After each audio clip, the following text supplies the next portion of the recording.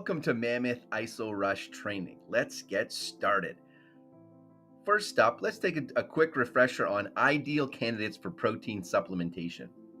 The obvious choice on this list are your bodybuilders, fitness competitors, and athletes, but we should always encourage the following categories to use protein supplementation. First up, seniors. I was speaking with a customer in a retail store recently, and he said, I used to take protein when I was younger, but I'm almost 60 and I don't need protein anymore. He couldn't be more misinformed. Seniors should undoubtedly supplement with a high quality protein. As adults age, the ability to absorb and digest protein declines. So, efficiently absorbed protein ensures they meet their daily RDAs, especially if they're active. Another category is active children and youth. Now, this category of individuals is a calorie burning machine. If you're not a parent, I'm sure you've talked to enough parents who discuss how hard it is to provide all the healthy choices for their children, especially when it comes to protein. Another category is weight loss candidates. They should also be looking for a protein. So debatably, even before we hit the thermogenic category of supplements, protein does two things to help those who want to lose weight. One, it has a satiating property, right? It helps them feel full for longer. And two, it acts as a thermogenic. Protein takes more energy to metabolize than your other macronutrients. A large category of our clientele are people who are living actively. It's fair to say active people have less free time for meal prep, but also have a greater need for protein than those who are living a less active lifestyle. The last category begs mentioning are people who need protein for more than just muscle building. Protein helps stabilize blood sugar, so ideal for diabetics. Protein helps bone strength, glucose regulation, calcium retention, and sustaining a healthy weight. There are so many people who need protein supplementation.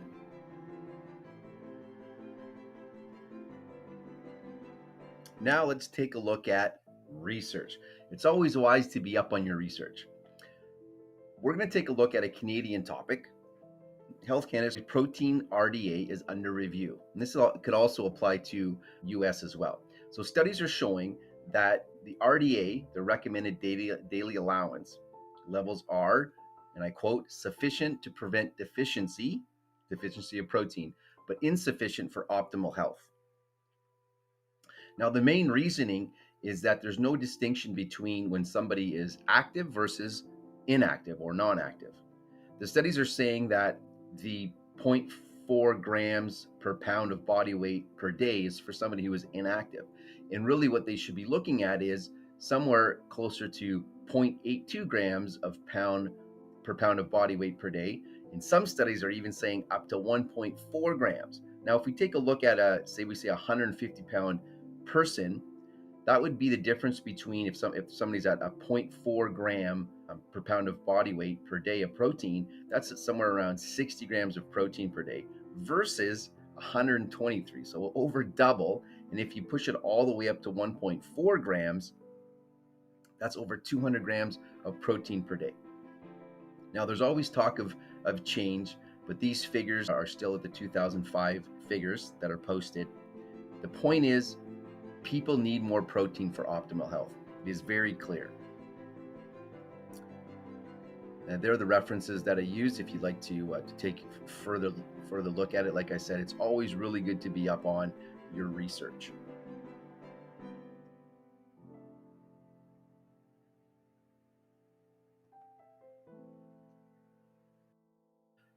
The last topic is entitled, Are We Still Picking on Milk and Cheese? Now, sometimes milk and cheese gets a bad rap,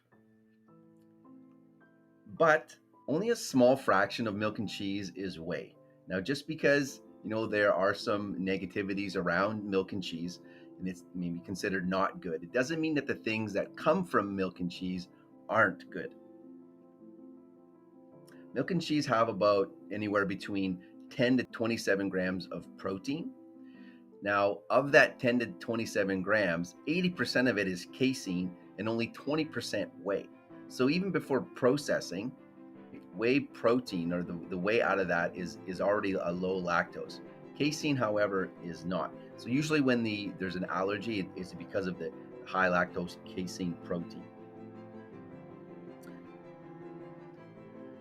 Now, when it comes to whey protein, processing is actually a really good thing. What it does, it separates the protein from the other macros that are in it and further reduces lactose. So a note of interest, when you're reading a label, sometimes it reads that there's, you'll see this on the front of a protein package, 30 grams of pure whey protein isolate. Now, of that pure whey protein isolate, that 30 grams, not 100% of that is pure protein. So it's not really 30 grams of protein. It's more like 24 to 27 grams, depending on what type of protein is in the container. So it's a little bit of a gray area in marketing, but it does happen. So we look at the processing levels. A whey protein concentrate yields about 80% protein, and then the other 20% is your other macros, your fat and your carbs. When it's further processed, which you get your whey protein isolate, it yields about 90% protein, and then the other 10% are your carbs and fats.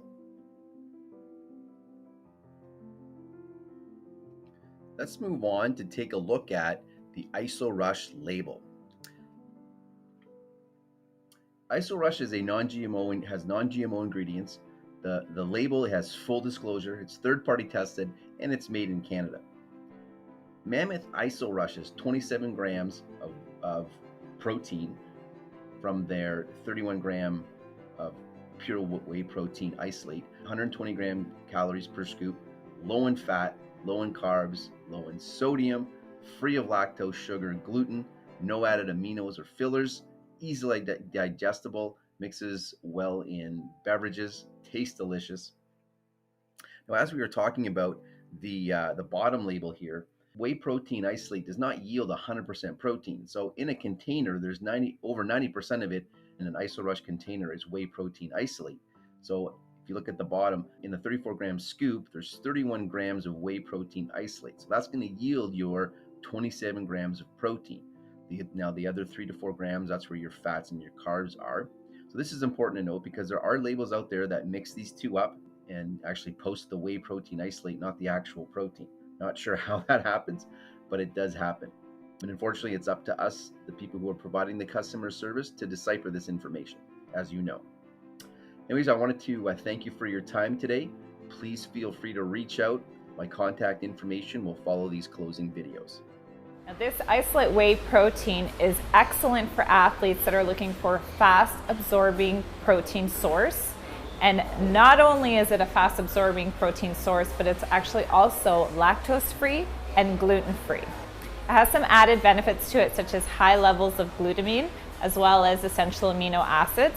And there's 27 grams of protein per serving. Hey guys, Isaac Bear here, IFBB Classic Physique Pro. Very important for me in my training protocols, as good quality protein is what I need as an IFBB Pro.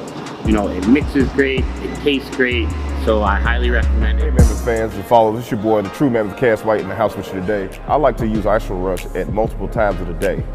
I use it first thing in the morning, in between meals, after workouts, and just before bed. Everyone has different protein needs, so you can adjust your IsoRush intake to what works for you.